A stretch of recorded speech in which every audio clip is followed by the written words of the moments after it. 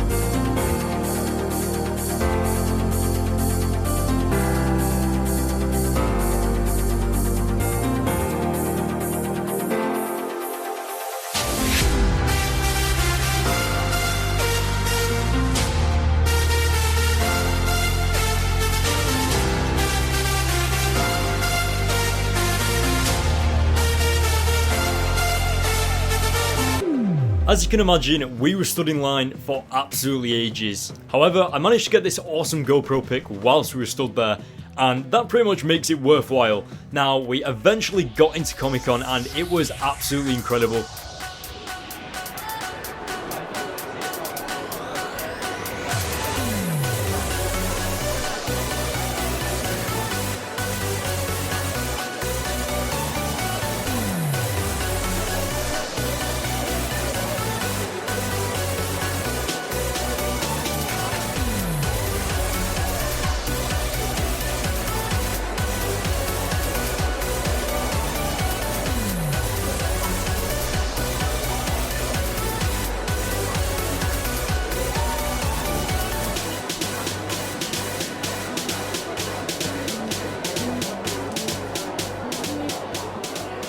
Now the moment had come to finally meet Dan Slott, and I only took one comic with me, and that was The Amazing Spider-Man Renew Your Vows issue 1, and everybody else took about 50 comics. So I was just here with like this one comic, so I had to buy two more. Well, I bought two more comics, and that was the variant to Renew Your Vows issue 1, and of course the variant to Secret Wars issue 1, and I got those signed whilst I was there. Now Dan Slott had this amazing story, well he had a few amazing stories, and I don't know whether you can hear them when I was filming whilst I was there, but Dan Slott is talking to me in this clip, and maybe you can hear it, maybe you can't, but check it out because it's awesome.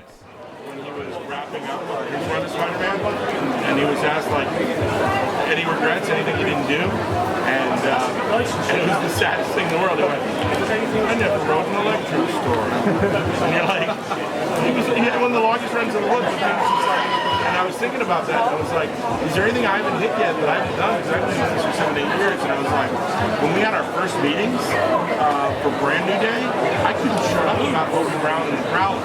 Every other story I was pitching was, and then Hobie Brown did this.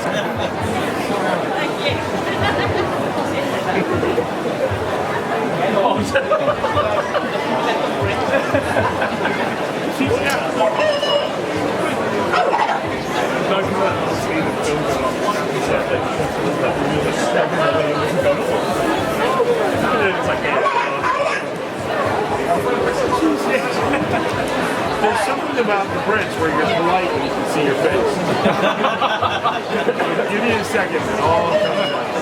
All the stuff that we Americans have all the time. All right.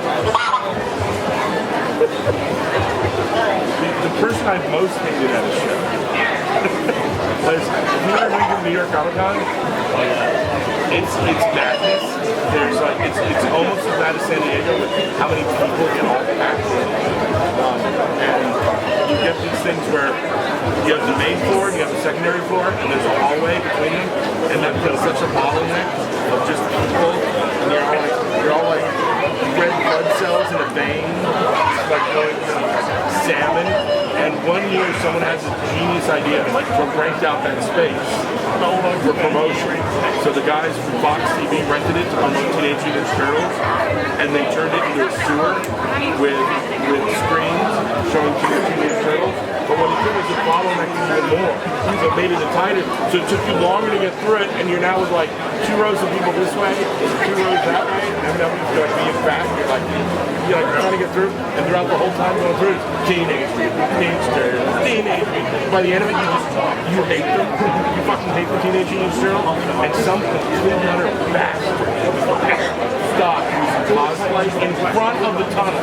V for Vendetta unfurled the cape, and now it's blockage. No one can get him. And I'm like, I want to kill V for Vendetta. I want to kill him so much. So that's the best thing. There should be a rule like in the States when we have these cons that like no cosplayers with wings, no Hawkmen, no like anime characters, no death with no. It's like or fold it. Just fold it in. Horrible people.